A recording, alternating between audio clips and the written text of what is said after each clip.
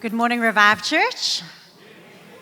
It's been wonderful to be with you all weekend. Thank you for opening your hearts to me and just for having me here. You are beautiful. You really are beautiful. It's been wonderful to be here with you. Thank you. So, 10 years ago, there was a little 3-year-old boy that was found wandering the streets of a township city in Durban called Umlazi. And what had happened is this little boy had been brought into town on a train by his mom, and it was raining lightly, and as they were walking the streets, his mom said to him, "Won't you go down the bank and go and fetch something at the bottom of the bank?" And so he slipped and slid down the muddy bank, and when he scrambled back up again, his mom was gone. And he just caught sight of her climbing into a taxi down the road. And his last view of her was waving goodbye through the window. And last year, 9 years later, that little boy, almost a young man, 13 years old, sitting on the edge of my bathtub, and it's time to cut his hair. But the trouble is that when he was lost, he had been found by somebody and taken into their home, and he'd had the mud washed off him, and he had had his hair combed. And then the police had been called, and they'd driven around Umlazi to try and find out where he was from. He couldn't remember his name. He obviously didn't recognize any of the homes because that wasn't his home. And so to have his hair combed and his hair cut is something that is very triggering for him. And it normally comes with a lot of crying and a lot of just panic attacks, and so we hadn't cut his hair for years, and we'd allowed him to grow dreadlocks. But at the age of 13, he got selected to play for the Sharks rugby, and he had to cut his hair to go on tour. And so I turned him in our bathroom to face the mirror, and I had my arm around his chest, and with the other hand, I was gently combing in his hair, and I said to him, "Look in the mirror, boy. Look at me. Look at my eyes. You are Samuel Mun-Gavin. You belong to me. I am yours and you are mine. This is where you belong." And psychologists tell us that in order to find our identity, in order to find belonging, we need to see ourselves mirrored in somebody else's eyes. That the reason we connect with people, the reason we say that we have chemistry with people, is because when we look at them, we can see ourselves reflected in them, that they see who we really are. And inside of all of us is an orphaned heart that just wants to know where we belong and who we are, and we just want to find our way back home. And until we are found by God, we wander around in this world wondering where we belong and where is our home and what our true name really is. And we're a little bit like a 3-year-old wandering the streets covered in mud, just trying to figure out how to belong in this world. Hands up how many of you in the last 4 or 5 years have experienced loss and death. I bet to not a single one of you did it feel right. It just feels wrong. It feels like it's not what we were made for. It's not what we were created for. It's not home. There's something about it that is so jarring that it's not just a natural course of life. We're told to expect it to be a natural course of life, but it's just not. It's not home. It's not right. We can feel in everything inside of us that we were made to have eternal connections with those that we love. It's not right. It doesn't feel like home. And the truth is, it's not. We were created to have eternal connection with each other and with God, and we're living in a world where we're actually not home. That's why we feel out of place and like we just need to find where we truly belong. In the beginning, when God created the world, it was good. Every part of it felt like home and felt good. But as sin and death entered our world, we became like little 3-year-olds lost in Umlazi, wondering why we were there and where we were supposed to be and what our name even was. And God's intention was never to leave us like that. His intention from that day was to set a plan into action for our adoption back into the family that we belonged in and the family that we were created for. And so as humanity finds itself living in this world where we're not quite home, God picks a man, Abraham, and he says to this man, I have a promise for you. And the promise is that I will take you to a land that I will show you. I will make you into a great nation, and I will bless you. All peoples on earth will be blessed through you. So the covenant that God made with this man was around three things: a place to call home, a people to call family, and a purpose to bless others. And so this family grows into a nation over the next 430 years. And as this nation is formed, it's time for God to take them into a land and to constitute them as a nation and to set down some family rules, some guidelines, some laws. And so he does this with a man called Moses. And he gives him a whole lot of rules of how, as people living in a world that has now become associated with death, how to interact with a God that is potent life. Because God, potent life is dangerous to those of us who have been now associated with death. It's a little bit, if I can use the metaphor of the sun is beautiful, it's life-giving, it's something that we long to see every morning and sometimes get to see every morning. And if we interact with it wrongly, if we engage with the sun wrongly, it's really dangerous for us and can actually lead to our death. And so God gives Moses a whole bunch of laws to help them to engage with his potent life. And it makes sense that a lot of those laws are around morality and how to be morally pure, because if you're going to engage with somebody who is potently pure and life-giving, we obviously need to be morally pure to come into that space. But some of the rules were around a kind of a ritual purity, and those can be a little bit more confusing as we read them in the book of Leviticus and the Bible, and we can sometimes be confused. But what it was all about was making sure that we did not enter into the presence of God still tainted by things that were associated with death. And so if you had recently buried somebody, you needed to go through a purification before entering into the temple. If you had diseased skin or had touched somebody with diseased skin, then similarly, you'd have to become pure in order to enter the temple. I don't know if you had ever read the laws about a woman who has been bleeding in her menstrual cycle. But I remember reading that as a teenage girl and being very unimpressed with God, that he had given me a menstrual cycle and now he was saying, while I was bleeding, I was impure. I'm like, not cool. That was not my idea. That was your idea. But it makes sense when you understand the fact that a womb is created to bear life, and in the cycle, when it has not borne life, when a pregnancy has not occurred, the bleeding is the bleeding away of what is now never going to be associated with life, what is death. And so it's not that the young girl has done anything wrong, she's not in error, but she's in danger because she has been, this that is bled out of her is associated with death. And so a time must pass before entering into this potent life for her own safety. So about 600 years after these laws are given, the prophets of Israel start to get some really weird prophecies that are almost contrary to what they've been practicing and what they've learned. It starts off with the prophet of Isaiah. And he's suddenly having this vision. And in the vision, he's in the temple. But he is freaking out because he has not done all the purification rituals before. And so he thinks he's going to die in the vision. And he's saying, no. Can I tap out of this vision? Where is there a back door? I don't see the door in the vision. Because he hadn't purified himself to come into the temple.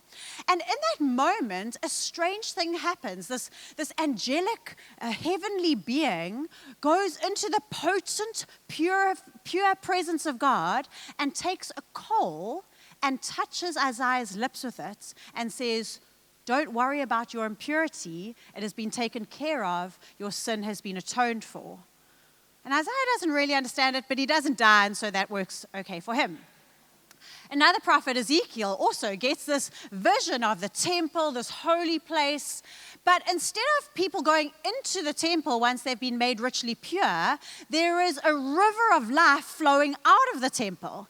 And everywhere the river flows, instead of causing damage and danger, which is what he would expect, it causes life. It overwrites life everywhere. It overwrites death everywhere it goes. And what is desert, what is barren, what is desolate is suddenly lush and full of life and vegetation. And they don't really understand these visions until Jesus.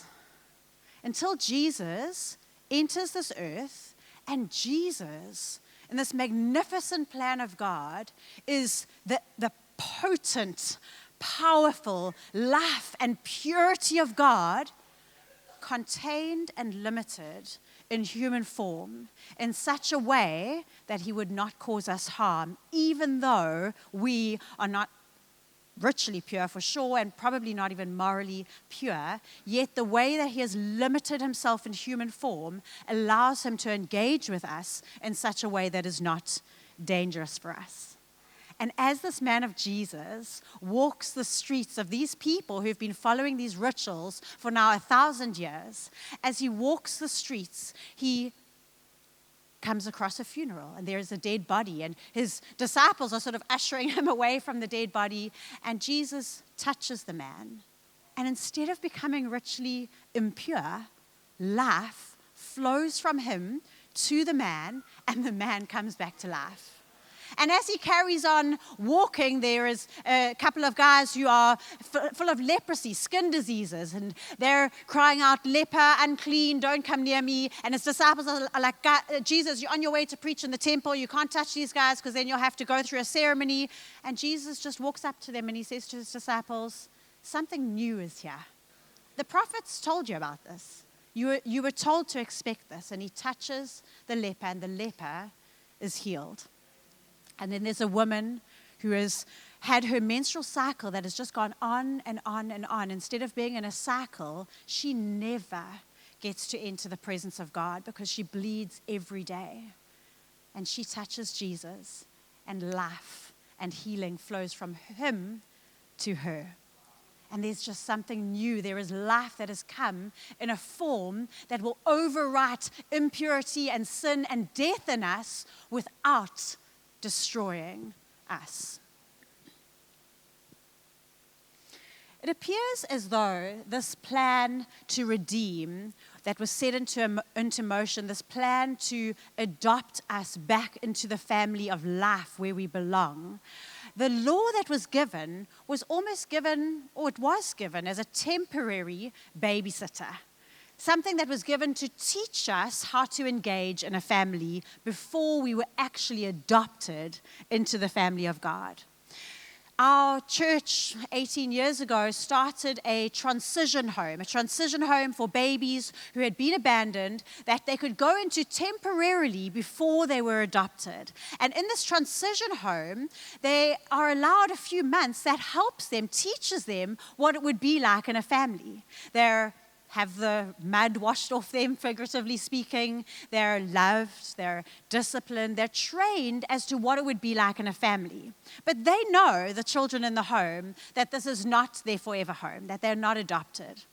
And when our eldest daughter, Jada, when she was 4, she had been in the baby's home for 18 months. And our firstborn was now 18 months, and we were ready to have another child in our family. And so we went to her and we said, "We would like to be your mom and dad." And she went back to the baby's home, and she just totally understood this concept. She went to the caregivers in the baby's home, and she said to them, "Thank you so much for looking after me until I could find my real family." And that is what the law is like. Religion is not all bad. Religion is great. Religion trains us and disciplines us as to what we need to do, what the rules of engagement are to be in the family of God. But religion is a temporary babysitter. We can't find life and adoption and family in religion. It just can guide us sometimes. Sometimes it can be unhelpful, but most of the time it's designed to guide us. The law was given to teach us so that we would be ready when the time of adoption came. Galatians explains to us that the law, when we are minors, when we have religion, the law is there to train us and to teach us. But Galatians says in chapter 4, verse 4, when the time of fulfillment had come, God sent his son, born of a woman, born under the law, yet all of this was so that he would redeem and set free those held hostage to the law, so we would receive our freedom and a full legal adoption as his children. And so that we would know that we are his true children, God released the spirit of sonship into our hearts, moving us to cry out intimately, "My Father, my true Father." Now we're no longer living like slaves under the law, but we enjoy being God's very own sons and daughters. And because we're his, we can access everything our Father has, for we are heirs because of what God has done. In order to be redeemed, it is necessary that we cannot rescue ourselves. This is a definition given by Colin Brown about redemption.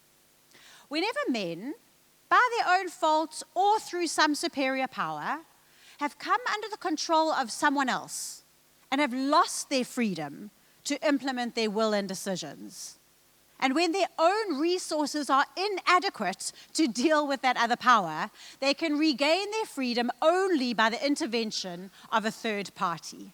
So in other words, to be redeemed, somebody from outside of the system needs to buy back our freedom. We here in this earth cannot rescue ourselves from the cycle of death that we are a part of. There is nothing that you can do, no amount of scrubbing the mud off, no amount of following the religion, no amount of following the laws that can enable you to set yourself out of the cycle, out of the world of death and destruction. It requires a third party to come in and rescue you. No more than little Samuel could be able to rescue himself when he was a 3-year-old wandering the streets of Umlazi. There was nothing he could do to rescue himself in that situation. And there is nothing we can do, no matter how clever you are, or how rich you are, or how many medals and certificates you got at school.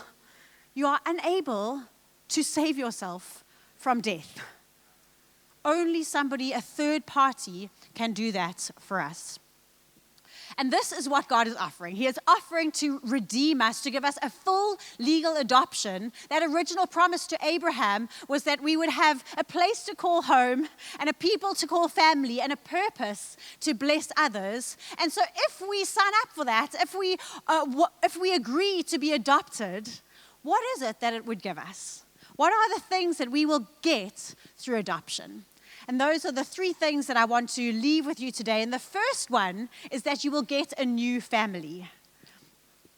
When Jada, so we adopted her when she was 4, when she was about 7 or 8, she was in school, grade 1 or 2, and one of the little boys in her class was very concerned for her safety and came alongside of her and said to her, "Listen now, these people are clearly not your parents. They don't look anything like you. They have obviously stolen you. Do you remember where you came from? Because you need to go and find your real family." And Jada was quite concerned. And in the car, when I picked her up that day, we sat in the driveway at home for like an hour as she just was asking me, like, what is real? Who is my real family? Who is my real mom and dad? And we solved the father problem quite easily because she wasn't looking for who her biological parents were. She was looking for who was legitimate. Which of the people that had been in her life counted as real mom and dad. And she understood that a real dad couldn't be somebody who had simply impregnated somebody. And so she was comfortable that Richard could be her only real father. But she wasn't sure about the real mom. And we spoke around in circles, and I just couldn't convince her. And so luckily I am aware that as a parent I have access to the wisdom of God. And so I said to her, "Come, let's go inside." We went and sat on my bed and we both crossed our legs and held hands. And I just said, "God, I don't know how to explain to Jada who her real mom is. Please will you help us?" And instantly, I felt dropped in my spirit to go and get her birth certificate.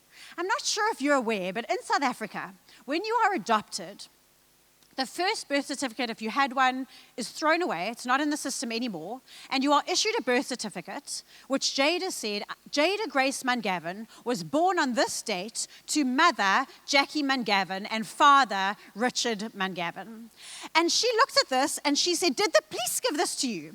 Because to her, the police were the ultimate authorities. They had taken her from home to baby transition home, and so she knew they were the ones who were able to say. And so I said, yes, the police gave me this pretty much, yes.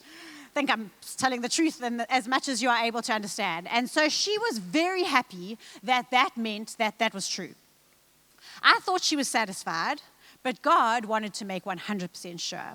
And so that afternoon, she went through to her room and she got out an Enid Blyton book, Mr. Pinkwhistle. And as she was reading this little short story about Mr. Pinkwhistle, this is what she read about a little girl who was sitting crying on the pavement, and Mr. Pinkwhistle, I don't know, he's a fictional character, went and offered her a peppermint, and it goes like this. Well, it's like this, said the little girl, taking a peppermint. I haven't got a father or mother, and so my auntie looks after me. She's not very fond of me, really, because she thinks it's a nuisance to have me to see to, but she's all I've got. And now she's getting married, and so of course she doesn't want me anymore. And you're going to be sent away to strangers, and you're afraid, said Mr. Pinkwhistle at once, handing her a hanky. What you want is somebody to love you, isn't it? A real mother. Oh, yes, wouldn't that be lovely, said the little girl, beaming. A real mother.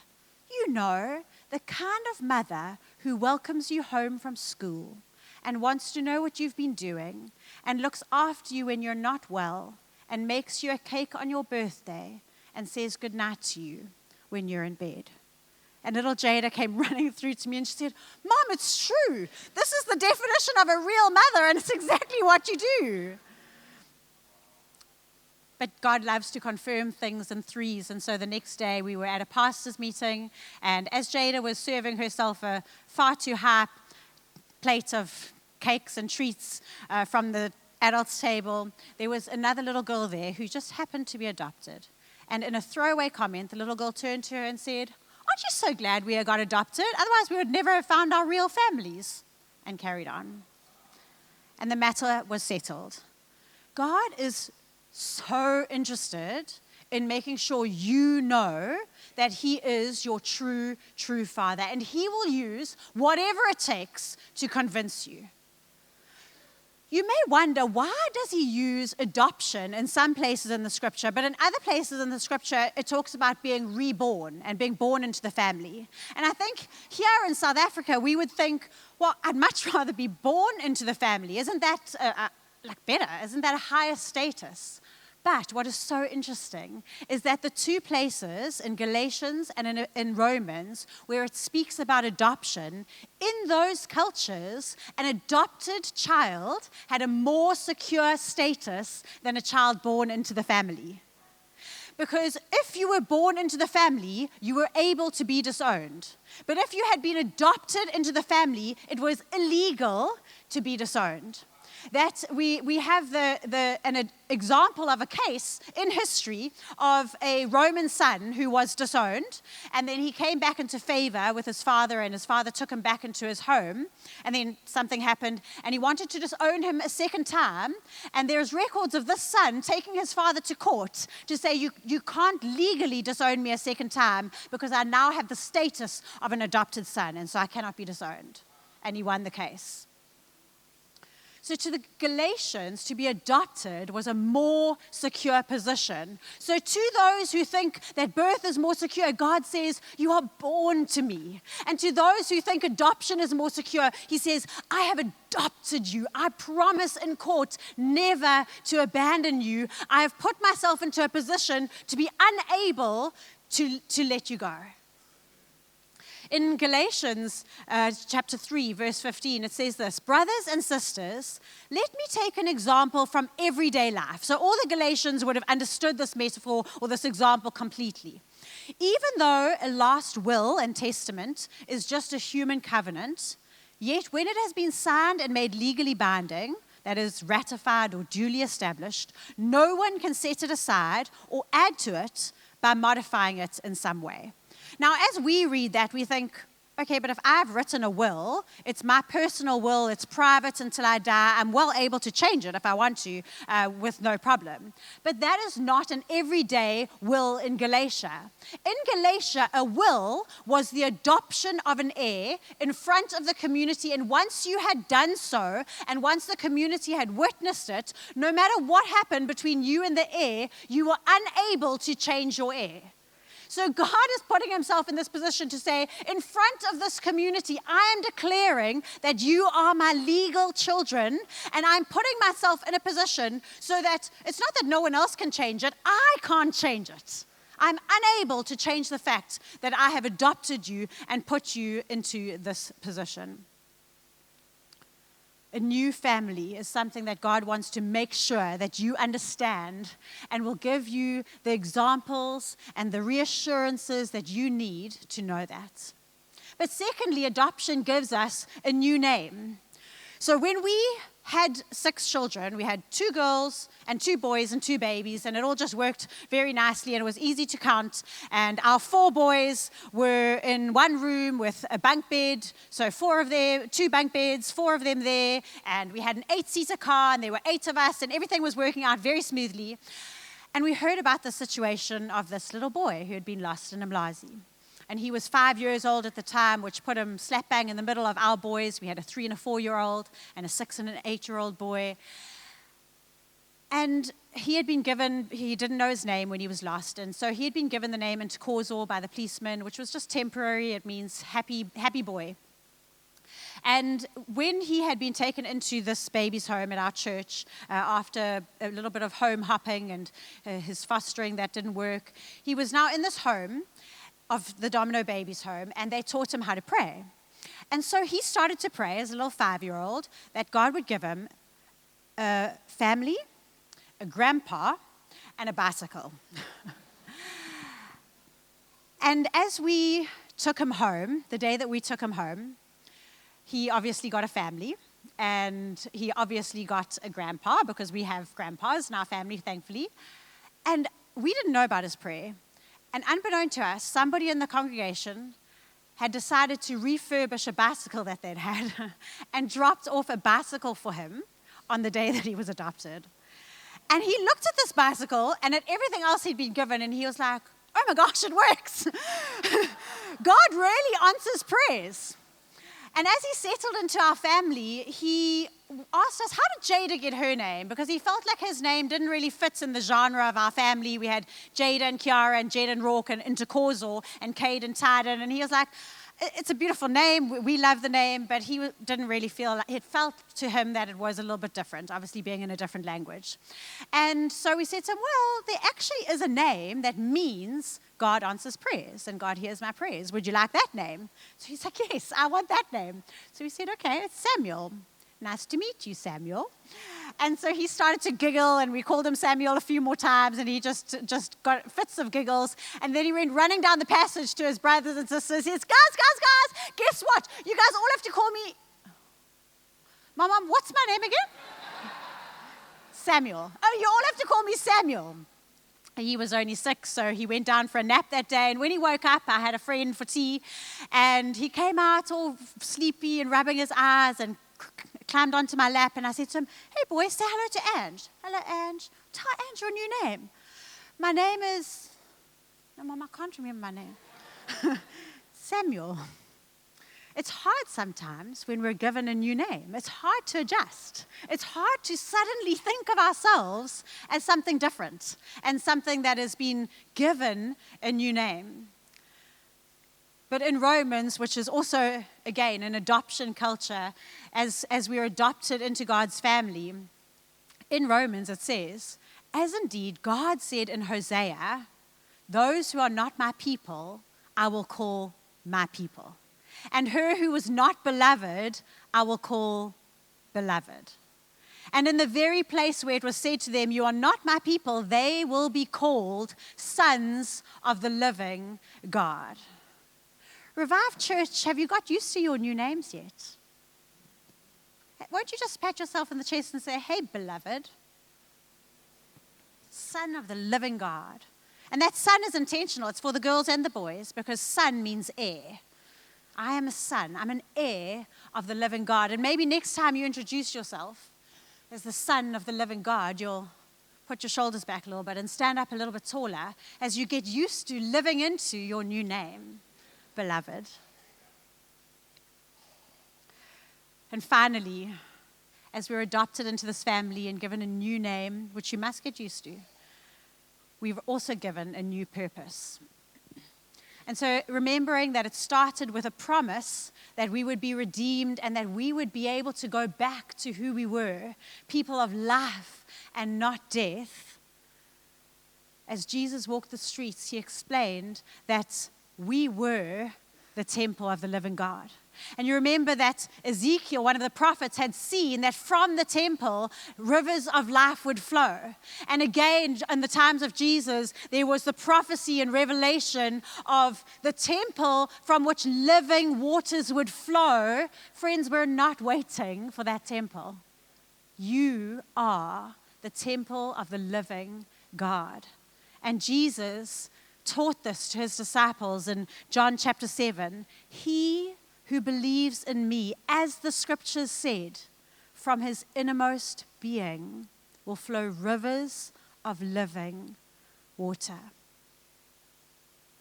Not only have you been adopted into a new family, but as this family, you are the carrier of the very life that was so potent and so dangerous that we could not enter it when we were associated with death. You are the temple of the living God. And as I stand here, friends, I stand here as a temple of the living God, full of the Eden glory of God, full of the potent power of God that is able to flow from me into your life in a way that will not harm you, in a way that will not destroy you, but in a way that will overwrite death and set you free to be legally adopted, to be born, to be Mr. Pinkwhistle's confirmation, true father, whatever it is you need to understand that you are home. You're home. You don't have to look for it anymore. You're not lost. You're not lost anymore. You're not covered in mud. You're not homeless. You're not nameless. You're home.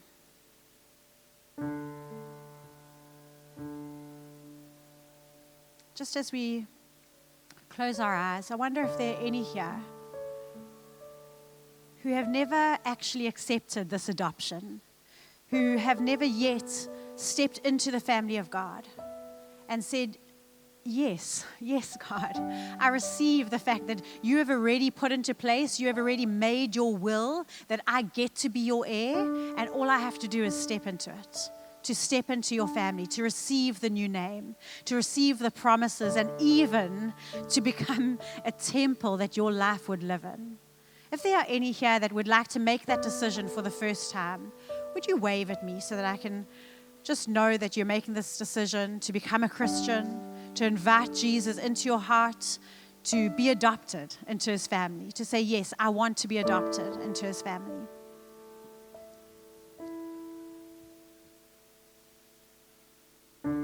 Thank you. Thank you. Best decision you'll ever make. It's already done. The will is ratified. It's duly established. You literally just have to step into it. Say, I want to be adopted. I want to be in your family. I'm ready for the awkwardness of having a new name, of being called beloved. Beloved. Just speak that over you, Revive Church. Beloved. Beloved. You have a new name. You have a new family. God has put himself into a legal position in front of the courts of heaven and earth to never, ever turn his back on you, to never, ever leave you alone, to never, ever abandon you. or forsake you. But he will hold himself, he is held to his promise that you are adopted into his family, that you're his beloved, and that his purpose of life flows through you into the world around you so that they too can be included into the family of God.